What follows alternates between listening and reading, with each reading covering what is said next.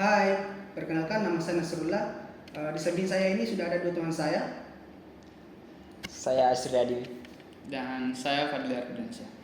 Jadi pada kesempatan kali ini kami akan membahas tentang pusat pertanggungjawaban. Untuk pertama-tama apa sih itu pusat pertanggungjawaban? Jadi pusat pertanggungjawaban itu pertanggungjawaban seorang manajer yang memimpin unit organisasi atas kegiatan-kegiatannya. Nah, pusat pertanggungjawaban ini dibentuk untuk memenuhi beberapa tujuan atau salah satu tujuan dari suatu organisasi. Nah, adapun komponen utama dalam pusat pertanggungjawaban ini yaitu ada masukan, proses, keluaran, dan tujuan. Nah, di mana tujuan ini merupakan sumber-sumber ekonomis yang digunakan ke dalam proses. Kemudian proses yaitu pengolahan atau pengerjaan masukan menjadi keluaran. Kemudian keluaran itu adalah produk atau hasilnya. Nah, namun di sini keluaran ini mungkin dijual kepada pihak eksternal atau dikonsumsi oleh pihak internal sendiri. Contohnya yaitu seperti digunakan pada pusat pertanggungjawaban lainnya. Nah, kemudian unit kerja dalam organisasi itu harus efisien dan efektif sebab salah satu syarat pentingnya yaitu menghasilkan laba. Untuk efektif dan efisiennya bagaimana cara mengukurnya tuh? Dalam hal ini efektivitas itu diukur berdasarkan kaitan antara keluaran dengan tujuan yang ditetapkan. Semakin besar keluaran dikontribusikan terhadap tujuannya, maka semakin efektif pula unit organisasi tersebut. Nah, sedangkan efisiensinya ini itu merupakan perbandingan antara keluaran dengan masukan. Misalnya seperti di departemen produksi, input bahan baku menjadi bagian fisik dari barang jadi.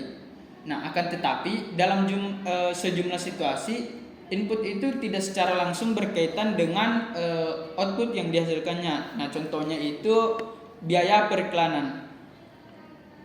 Mungkin itu saja. Sedikit yang saya tahu bahwa pusat pertanggungjawaban ini kan terbagi lagi dalam beberapa jenis seperti pusat pendapatan dan pusat beban. Nah, bisa nggak sih dijelaskan terkait jenis-jenis ini? Baik, saya akan menjelaskan. Pusat pendapatan itu di mana suatu pusat pendapatan ini suatu keluaran, yaitu pendapatan di mana diukur secara moneter dalam bentuk uang. Jika pengeluaran sesuatu dengan pendapatan di mana, maka ini unit tersebut akan menjadi pusat laba. Pusat pendapatan merupakan unit pemasaran atau penjualan yang tak memiliki wewenang untuk menetapkan harga jual dan tidak bertanggung jawab atas harga pokok penjualan dan barang-barang yang mereka pasarkan. Pusat beban itu di mana pusat beban ini adalah pusat pertanggungjawaban yang inputnya diukur secara moneter, namun outputnya tidak diukur dengan secara yang sama. Ada dua jenis umum dari pusat beban, yaitu pusat beban teknik dan pusat beban kebijakan.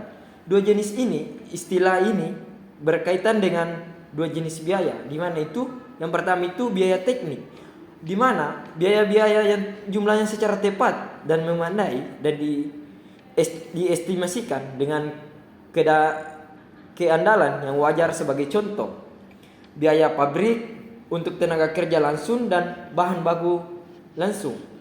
Untuk biaya kebijakan adalah biaya yang tidak tersedia estimasi tekniknya. Pusat beban kebijakan meliputi unit-unit administrasi dan pendukung seperti akuntansi, hukum, hubungan industrial, hubungan masyarakat dengan sumber daya manusia. Dan itulah saya sempat sampaikan kepada Nasrul. Baik, terima kasih atas penjelasannya terkait materi pusat pertanggungjawaban. Baik, terima kasih kembali. Terima kasih.